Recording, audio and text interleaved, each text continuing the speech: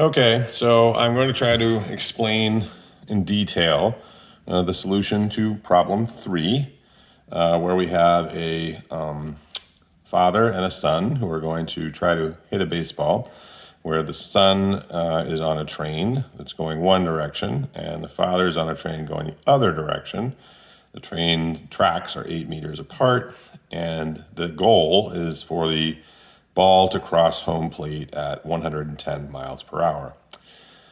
So what was I thinking? The first thing I'm thinking when I look at this problem is that there are an awful lot of moving pieces. So you've got the son moving at one speed steadily. You've got the father moving steadily at another speed in a different direction.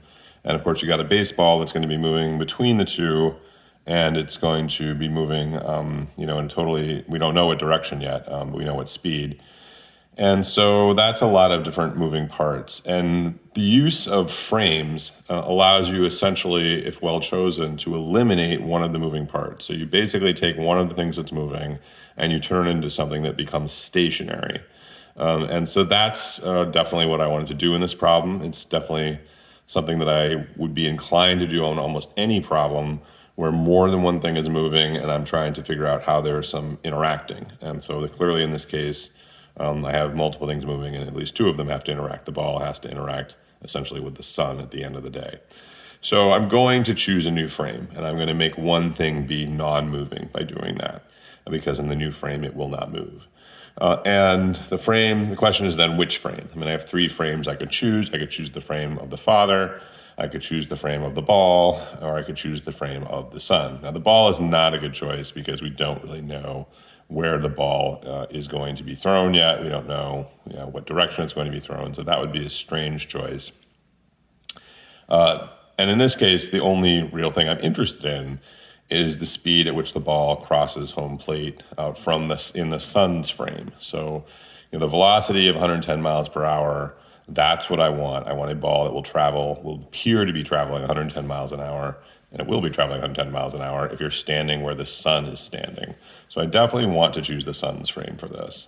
So that's what I chose. But the first thing I have to do, of course, is figure out how fast everything is moving. So I calculate the father's train speed and convert it into meters per second. I've converted here first 110 miles per hour into meters per second. So that's 49.2 meters per second is what I want to have the ball moving at when it crosses home plate. The father's train is moving 35.8 meters per second. Obviously, it's moving only in the x direction. So that's moving positive 35.8, moving from left to right in the picture. And the sun's frame is moving negative 15.6 meters per second. So the father, if you switch to the sun's frame, the speed at which the father is moving in the sun's frame would be 51.4 meters per second. That is the father's speed minus the sun's speed, but of course the sun's speed is negative, and therefore it would come out to be addition there of 2 positive numbers, giving you the 51.4 meters per second. So what that means is now in the sun's frame, the sun is always going to be standing at the origin of his own frame. So his position is fixed in the sun's frame at 0, 0. So I don't have to worry about the sun anymore. I just have to worry about getting the ball somehow to the 0, 0 position in the sun's frame. So now I need to know how fast the ball is going. Now I know the ball is going to be thrown at 47 miles per hour by the father, and I translate that into meters per second. And now I have to translate the ball's motion into the sun's frame. So the sun's frame, the velocity of the ball is going to be 51.4 meters per second, because that's what would happen, if the father basically just held on to the ball. It would be going 51.4 meters per second, because that's how fast he's moving relative to the sun in the x direction, but minus 21 cosines of theta, because he's going to throw the ball at an angle theta, and that 21, of course, is his speed. And so if he throws at an angle of 90 degrees, theta equals pi over 2, then his speed would simply be 51.4 in the x direction. But the way theta is drawn, if he were to throw theta as less than pi over 2, he's basically throwing the ball backwards. And so the ball could go, up to 21 meters per second backwards in that frame, which would reduce its speed in the x direction. And conversely, in the y direction, of course, if he just holds on to the ball, it has no y velocity, but if he throws it at full speed, directly perpendicular to his train towards the sun, towards the tracks of the sun, he would go 21 meters per second in the negative y direction from the sun's perspective. But of course, again, he's throwing it slightly backwards, we think, and that's going to reduce the y velocity. Ultimately, in the sun's frame, we want, as we said, the ball to be traveling 49.2 meters per second. So that's what this says. So this line is indicating that the ball speed, the actual speed of the ball, both x and y velocities combined, has got to end up so that we have 49.2 meters per second, which was our stated goal. So now we have this equation, and it has only, theta unknown here. So the question is, can we solve for theta to get 49.2? Can that work once this is all set up? And so here we go to set it up. So we have 49.2, which is our target speed. And then we have the v prime x, the speed of the ball in the sun's frame in x, and the speed of the ball in the sun's frame in y. So we take that. So we had this 49.2 was going to equal these two guys squared. And of course, that 49.2 squared is there, 2420. And then we have, the other terms squared. If you do all the math, it comes out to be this crazy thing. But it actually simplifies pretty nicely. So 2420, goes to 441 times cosine squared plus sine squared, and then minus these guys. Of course, that is just equal to 1. And so then you end up with this nice equation here. And that only has one unknown. The only unknown is theta. So we're just going to solve for theta. We crunch and plug, and we get to theta equals 1.26 radians. So theta equals 1.26 radians, and that tells us what direction the ball is going to be thrown in such that the ball, when it crosses the plate at the sun's frame, will be going 110 miles per hour. What that doesn't tell you is whether it actually is going to cross the plate. It only tells you that if it did cross the plate, it's going to go 110 miles an hour in the sun's frame. So we need to deal with the fact that it needs to actually cross the plate. So now we're going to do the position relationship.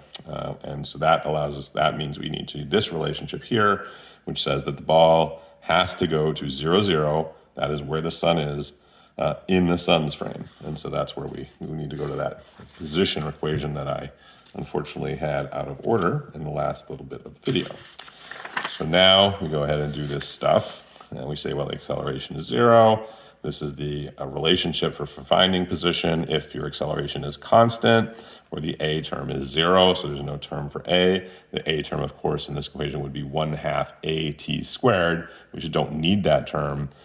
So we don't need it because it's 0, so it's 0. And then we go ahead and plug in our newly found velocity in the sun's frame. And we actually have the velocity now because, of course, we found that theta was equal to 1.26. So we plug that theta into these thetas here, and you get this, that the ball in the sun's frame is actually moving at 45 meters per second in x and minus 20 meters per second in y. So that leads to this equation for position. You have that the position is going to, it's going to change with velocity, and this is the starting position. So the starting position, our r naught prime, is 8 meters away in y. We know that because we know the tracks are 8 meters apart, and that doesn't change. And of course, we're in the sun's frame, so the father's track is plus 8 meters away, but we don't know x because that's what we're trying to find. So this is the thing that we can choose. When will the father throw so that his ball, which has been thrown at this particular angle, will actually cross the plate. We need x where the father throws the ball. So we set this equation obviously leads to another equation. This equation has two unknowns. It has t and it has x, and we don't know either, but it also has two equations. So it has the y equation and the x equation. So we have two equations and two unknowns, so that's easily solved. Of course, we can use the y equation to solve for t because it's one equation with one unknown. So that's pretty easy. It's simply going to be t is equal to, 8 divided by 20, as you can see there, so that it comes out to 0. and then you learn that's t, and then of course you plug in t equals 0.4 into the top equation, and that gives you 0.4 times 45 is equal to x, negative x, sorry, and negative x, x therefore equals negative 18 meters. So that means that the father has to throw the ball when he is at a position 18 meters to the west of the sun, and he also is going to throw it at an angle of 1.26 radians theta. So there it is in a box. That is the solution. Now, if we want to continue with this, we were asked to find the speed and the direction of the ball in the observer's frame. So this is, you can imagine someone watching this nonsense and thinking, what a bunch of idiots. But nonetheless, they can stand and watch this person throw this ball off this train to try to hit his son at 110 miles an hour. And he does that, and so this is how fast this person would see the ball moving. Of course, we're translating now out of the sun's frame. So the sun's frame is moving at 15.6 meters per second towards the observer.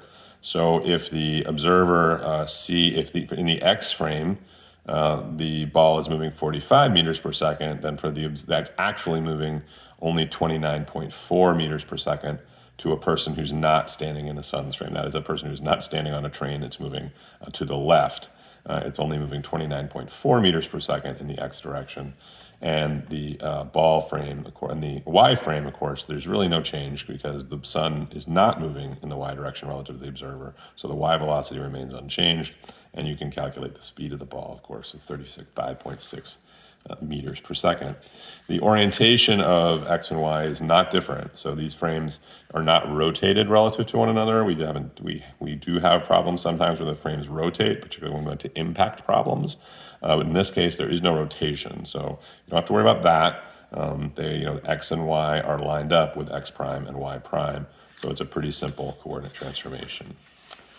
In terms of the angle that the ball is thrown to, as seen by a person, or the angle the ball is traveling at, as seen by a person who is standing on the ground, we can figure that out based on the velocities. So the velocities, as depicted here, and as we just found, were 20, in the minus y direction, that is towards the bottom, and 29.4 in the positive x direction.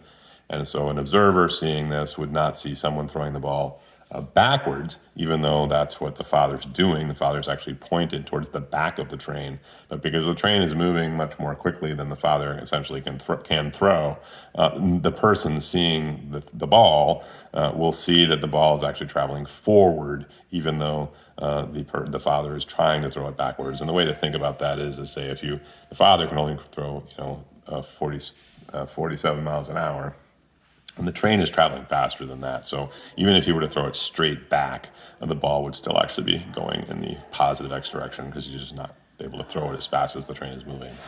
So then we have, we can calculate the theta based on the tangent. You can see it from the graph, inverse tan of 29.4 over 20, and that leads to the angle of 0.973 radians. So the flight of the ball is actually 0.973 radians east of the perpendicular to the tracks. I hope this helps. Talk to you later.